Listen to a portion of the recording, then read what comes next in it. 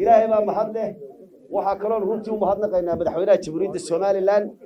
oo saaka ka qayb qaadanayay maaragtay ololaha nadaafadda magaalada Hargeysa oo runtii iyo waxa soo dhaweynaya iyo maayirka iyo wafdiga kale la socday wasiirada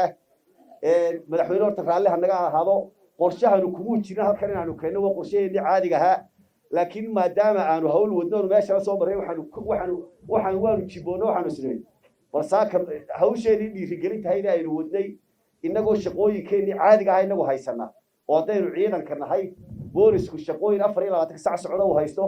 laakiin maadaama xashiishadii u badneed xalay aynu qabanay oo maaragtay iyadoo khashinka ugu xuna oo 470 mijood waxaanay ku sheegaan oo wadankeena oo dhan sakraamin karta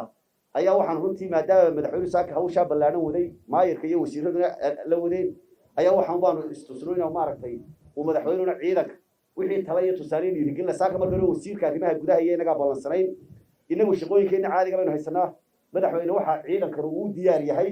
عيد ما السوبر الآن بوليسكو بيركستي شوغان تولك كست يقوموا كست واحد دياري هي شقوي كود عادي جاي واحد يسوي شقوي بدل هيا لكن يمكن قرشهم تبرجوين تدراجس كلا نوع فرا بدل إلى قيمة كقاطان وهبي كل مدحوين حشد هالقاط هاي تاي الله مدام يسوق قبطان